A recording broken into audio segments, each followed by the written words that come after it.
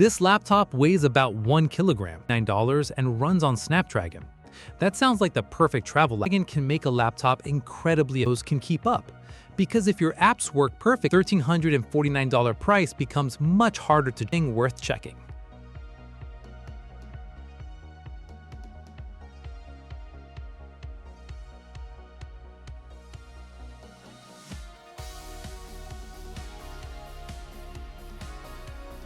The first thing that you will notice, the screen gets most of your attention. The comes with a 14-inch OLED panel, 1200 resolution with a 16:10. It's useful when you're reading documents or working through web pages. The refresh rate, though, is 60 Hz, so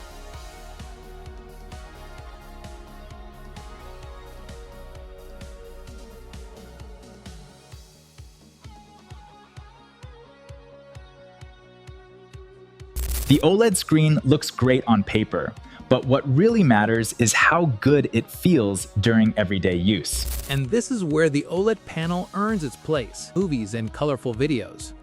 Dark scenes are another area where LCD panels. For photos, the panel covers that gives the display a wide range of colors to work with. And can reach up to 600 nits at its peak. There's also Display HDR True 1. Response time is rated at there's plenty here. But there's an important detail when compared with a 3K OLED display. That version can also belong to a different configuration. The version we're discussing uses knowing. This display is non-touch, so it won't work like a tablet.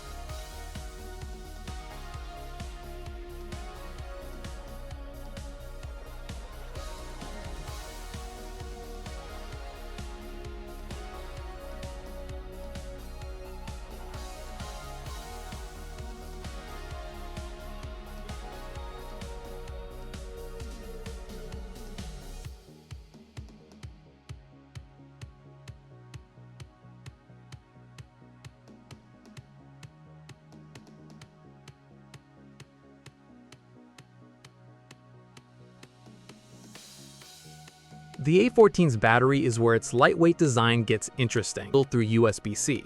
The included adapter depends on the configuration you choose. ASUS also publishes battery results from its own time. Your actual results will depend on what you're doing. A lighter work. That's why one advertised runtime can't tell the whole story. A larger battery gives you more breathing room between charges.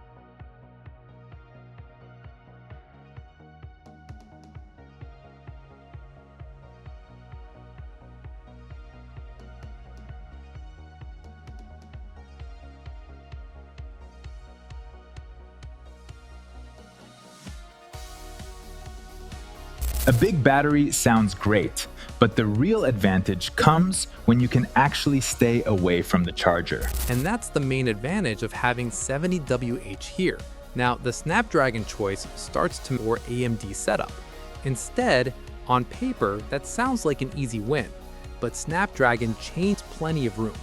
Chrome, emails, and documents, and app switching configurations can also reach 32 GB and gets heavier. Storage can reach 1 terabyte using a P. The interesting part starts with the processor GPU for graphics. There's also a Hexagon NPU for support. Windows software compatibility can change ARM versions. Those can run directly on the Snapdragon. Windows can use emulation to run those applications. Certain professional software is where things get more complicated. Video editing and so the question isn't whether the modern hardware inside.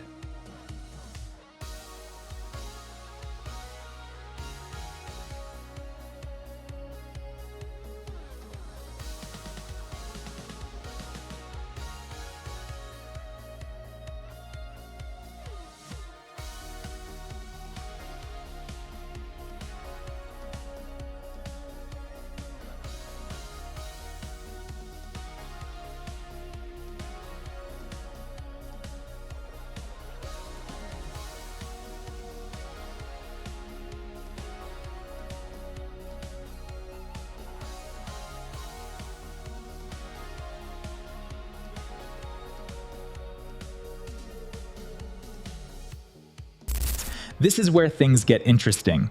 Snapdragon can feel fast, but Windows software support still matters. Before spending $1,349, the software you actually use, main hardware is covered, the smaller details start mattering. Writing on it.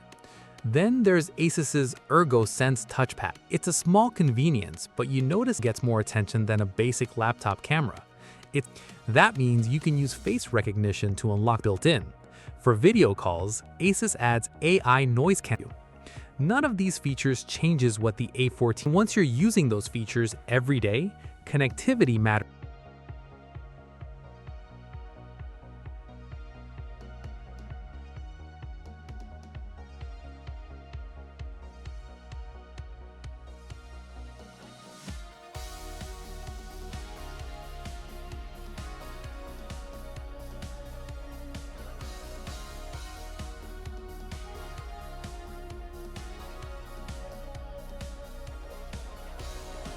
And once you're using the laptop daily, connectivity starts to matter. The A14 gives you two USB 4 ports for modern accessories. That makes connecting an external monitor much easier. You also get USB-A for older accessories, so you won't need an adapter for every older device. There's HDMI 2.1 as well. That gives you another simple way to connect a monitor or TV.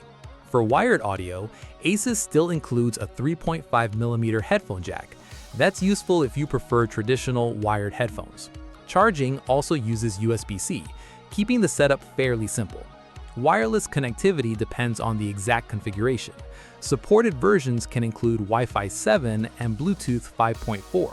ASUS lists different wireless options across its configurations, so the exact model matters here. For everyday use, the selection covers the important connections. You can connect the monitor, mouse, drive, headphones, and charger without much fuss. There's one more part of the Snapdragon setup worth looking at: AI. The A14 supports Microsoft's Copilot Plus PC features. That's possible because the Snapdragon platform includes a dedicated NPU. The NPU handles supported AI tasks without putting everything on the CPU. On listed X and X Elite configurations, it can reach 45 tops. That number sounds impressive, but the number isn't the main point. What matters is what you can actually do with it. Windows can use AI for things like image editing. Other supported tools can also use the NPU for AI features. The camera gets some AI features during video calls too.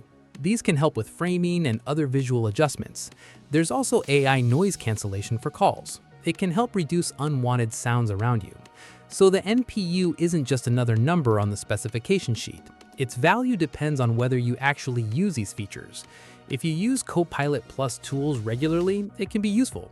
If you rarely touch them, the everyday difference will be much smaller.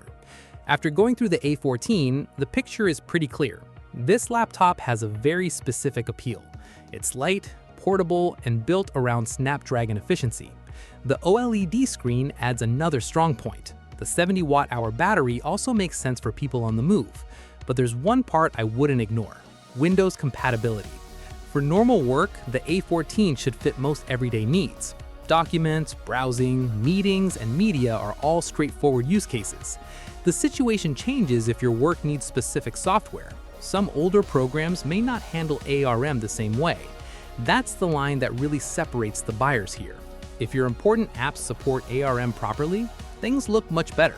You get a lightweight laptop without giving up modern features.